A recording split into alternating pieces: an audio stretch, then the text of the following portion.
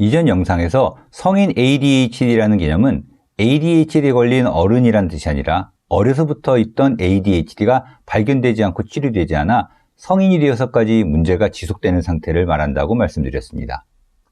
이번에는 실제로 병원에서 사용하는 몇 가지 설문지들을 갖고 한번 체크해 보겠습니다. 인터넷 검색을 해보면 ADHD를 진단하는 여러 설문지들을 쉽게 찾으실 수 있습니다. 좋은 검사지들도 있지만 종종 근거가 없거나 오해하기 쉬운 것들도 있으니 주의해야 합니다.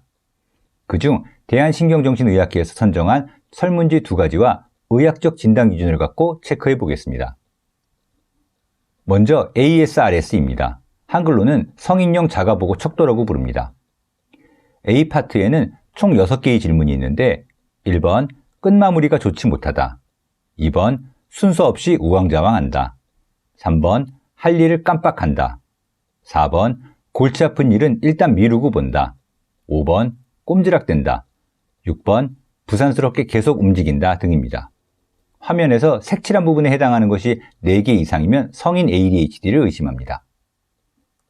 B 파트는 총 12개의 질문이 있는데 진단 기준으로서의 의미는 없으며 참고로 이런 점은 없는지 살펴보는 정도의 용도로만 쓰입니다. ASRS는 가장 단순하기 때문에 대략적인 여부만 체크하는 것이라고 보는 게 좋습니다. 실제 의학적인 진단 기준은 미국 정신의학회에서 편찬한 정신장애의 진단 및 통계 편람, 영어로 DSM-5라는 기준을 사용하는데 어린이를 대상으로 해서 제작되었기 때문에 성인에게는 잘 맞지 않는다는 문제점이 있습니다. 그렇다고 다른 공식적인 진단 기준이 따로 있는 것은 아니기 때문에 의사들은 성인들에 대해서도 이 진단 기준을 사용하여 판단합니다. 앞서 우선 ADHD 증상부터 간단히 살펴보면 ADHD는 영어 Attention Deficit Hyperactivity Disorder의 약자인데 나눠보면 Attention Deficit, 그러니까 주의력 결핍이 하나의 축이고 Hyperactivity, 즉 과잉행동이 또 하나의 축입니다. 그래서 둘을 합쳐서 주의력 결핍 과잉행동 장애라고 부르는 겁니다. 두 축 중에 어느 쪽이 우세하냐에 따라서 ADHD를 세분하기도 합니다. 주의력 결핍 항목이 우세한 경우를 부주의형이라고도 부르는데 겉으로 드러나는 과잉행동 충동성 증상이 많지 않기 때문에 종종 조용한 ADHD라고 부르기도 하죠.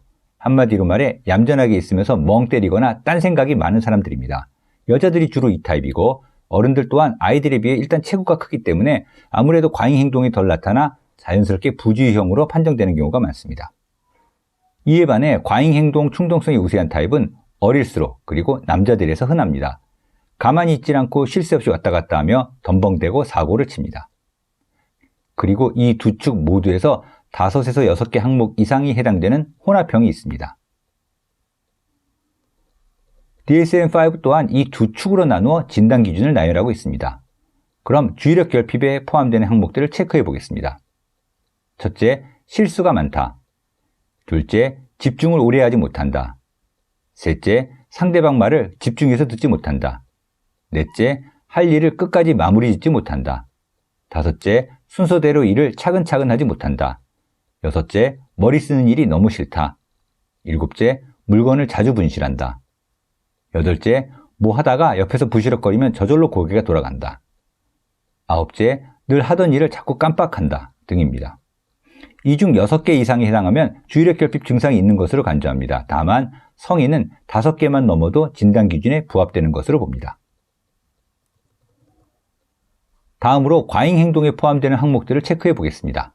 그런데 여기에는 비단 과잉행동, 그러니까 지나치게 활발하고 많이 움직인다는 점 말고도 충동적이고 절제가 안 된다는 내용도 포함이 됩니다. 그래서 과잉행동 충동성 증상이라고 말하기도 합니다. 첫째, 꼼지락댄다. 둘째, 자리에 오래 앉아있지 못한다. 셋째, 종종 뛰어다니거나 아니면 어른의 경우엔 안절부절 못하는 것처럼 느껴진다. 넷째, 쉴 때도 차분하고 조용하게 쉬지를 못한다. 다섯째, 하도 움직여서 주변에서 정신사납다고 핀잔을 준다. 여섯째, 종종 지나치게 수다스럽고 시끄럽게 떠든다. 일곱째, 상대방의 말이 끝나기도 전에 말을 끊게 된다. 여덟째, 줄 서서 기다리는 게 질색이다. 아홉째, 남들이 대화를 나눌 때 끼어들곤 한다 등입니다. 여기서도 역시 어린아이라면 6개 이상, 어른이라면 5개 이상이 해당되면 과잉행동 증상이 있는 것으로 간주합니다. 보통 병원에 가면 의사는 간략하게 ASRS에 해당하는 질문들을 던진 뒤 성인 ADHD가 맞을 것 같다고 생각되면 방금 말씀드린 DSM-5의 항목들을 하나하나 체크합니다. 그런 뒤 좀 더 자세하게 확인하기 위해 AARS라는 설문지를 작성하는 경우도 있습니다. AARS는 총 73개의 항목으로 구성이 되어 각각의 점수를 매겨야 하기 때문에 자세하긴 하지만 별도의 채점 과정이 필요합니다. 그래서 진료실에서 직접 하기보다는 집에 가서 체크해 오도록 하곤 하죠. 지금 말씀드린 설문지들은 ADHD로 진단 내리는데 유용한 것으로 확인은 되었지만 아무래도 본인이 어떻게 응답하느냐에 따라 영향을 받기 때문에 객관성이 떨어질 수 있습니다. 이런 문제점을 보완하기 위해 컴퓨터를 이용해 수치로 측정해내는 검사도 있습니다. 대표적으로 CPT, CAT, ATA 등이 있는데 아동의 경우는 대부분 이런 컴퓨터 검사도 함께 시행을 합니다. 특정 모양의 도형이나 소리에 반응하기까지 걸린 시간과 오류 횟수, 표준 편차 등을 계산해서 ADHD일 가능성이 몇 % 정도 되는지 수치로 알려줍니다. 그런데 성인에 대해서는 결과를 해석하는 기준이 확실치 않습니다.